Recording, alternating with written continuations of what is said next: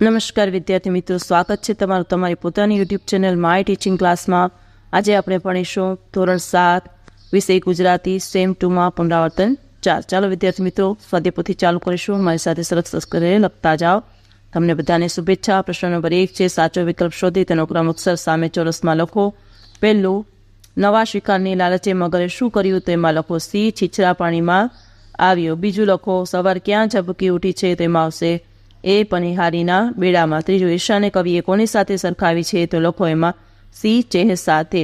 હવે એક એક વાક્યમાં ઉત્તર લખો। પહેલું, ચોમાસું પૂરું થતાં લોકો ક્યાં કામે લાગ્યા તો લખો ચોમાસું પૂરું થતાં લોકો લણણીના કામે લાગ્યા। બીજું, જીવરામ શાની હોડ કરવાનું કહે છે તો લખો જીવરામ ભટ્ટ 100 રૂપિયાની હોડ કરવાનું કહે છે। ત્રીજું, સવાર ઉપર તડકાની શી અસર થઈ તો લખો સોનેરી રંગનો તડકો પડવાથી સવાર સોના જેવી લાગે છે। ચોથું, ધનપાલ શેઠના સૌથી નાના દીકરાની વહુ સ્વભાવે કેવી હતી તો લખો ધનપાલ શેઠના સૌથી નાના દીકરાની વહુ સ્વભાવે ચતુર અને સમજુ હતી।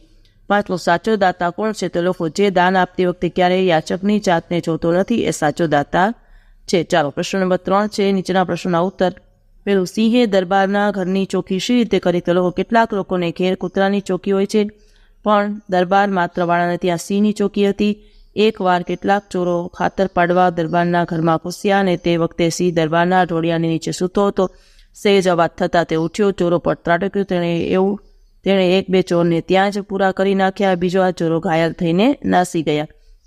હવે બીજું, જીવરામ ભટ્ટ શા માટે કાગળ પાછો આપે છે તો લખો આંધળા જીવરામ ભટ્ટ રાતના સમયે કાગળ વાંચી શકતા નથી। વળી સોમનાથે કહ્યું કે કાગળના અક્ષરો આંધળો પણ વાંચી શકે તેવા છે, તેથી એ કાગળ ન વાંચવા માટે જીવરામ ભટ્ટને બહાનું મળી ગયું। એમણે સોમનાથને કાગળ પાછા આપતા કહ્યું આંધળો વાંચી શકે તેવા અક્ષર છે તો અમે કંઈ આંધળા નથી કે એવા અક્ષર વાંચી શકે એવો કાગળ વાંચે। ત્રીજું, શું ઈર્ષાની આગ ઠારી શકાય તેવી છે તો લખો પ્રેમ દ્વારા ઈર્ષાની આગને ઠારી શકાય છે। મહાપુરુષો ઈર્ષાને માણસનો મોટો શત્રુ ગણે છે। વેરથી સમતું નથી, ઈર્ષા પણ વેરમાંથી જ જન્મે છે। ઈર્ષા એવી આગ છે કે તેને ઠારવાનો પ્રયત્ન કરીએ તેમ વધે છે। પ્રાણી માત્ર પ્રત્યે પ્રેમ રાખવાથી ઈર્ષાની ભાવના નાબૂદ થાય છે। ચોથો પ્રશ્ન છે, સિંહની દોસ્તી પાઠના આધારે યોગ્ય ઘટનાક્રમ ગોઠવો। પહેલામાં આવશે પાંચમું, બીજામાં આવશે બીજું, ચોથું, પહેલું અને ત્રીજું ક્રમ આપણે લખવાના છે। ચાલો પ્રશ્ન નંબર 5 છે, વાક્યોના પ્રકાર। તો પહેલામાં લખો વિધાન વાક્ય, બીજામાં લખો પ્રશ્નાર્થ વાક્ય, ત્રીજામાં લખો વિધાન વાક્ય, ચોથામાં લખો ઉદ્ગાર વાક્ય। છઠ્ઠું છે, કર્તા ક્રમ અને ક્રિયાપદ અલગ કરો।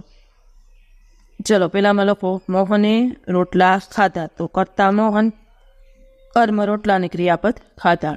બીજું, નૈનાએ પાઠ વાંચ્યો તો કર્તા નૈના, કર્મ પાઠ અને ક્રિયાપદ વાંચ્યો।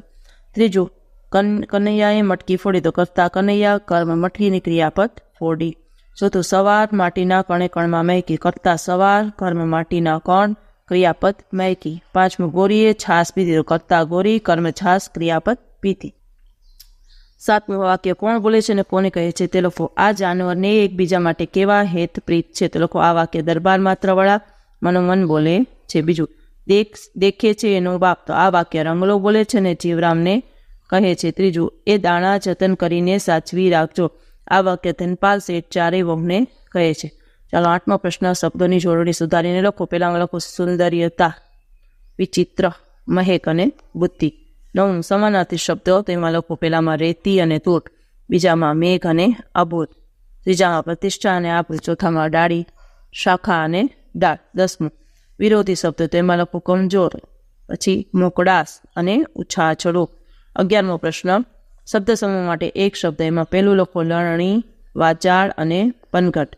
12મો પ્રશ્ન, રૂઢિપ્રયોગનો અર્થ આપી વાક્ય પ્રયોગ કરો, તેમાં લખો પહેલું સ્નેહ થવો, વાક્ય લખો મીરાબાઈને કૃષ્ણ સાથે માયા બંધાઈ ગઈ હતી। બીજું લખો એકચિત થવું, લખો સાસુએ સોંપેલી ઘરની જવાબદારીમાં વહુએ જીવ પરોવી દીધા। ત્રીજું, થોડામાંથી વધારે થવું, તો લખો આપણે કસર કરીએ તો પણમાંથી મળ થતા વાર ન લાગે। 13મો પ્રશ્ન, શબ્દકોશને ક્રમમાં ગોઠવો, પહેલું લખો મથામણ, બીજું મોલ, ત્રીજું વાળું, વેકુળ, શેલાળો અને સંચલ। ચાલો વિદ્યાર્થી મિત્રો, આજના વિડીયો લેક્ચરમાં આટલું જ। જો તમને આ વિડીયો ગમ્યો હોય તો લાઇક કરશો, તમારા મિત્રો સાથે શેર કરશો, મારી ચેનલને સબસ્ક્રાઈબ પણ કરશો। આવજો।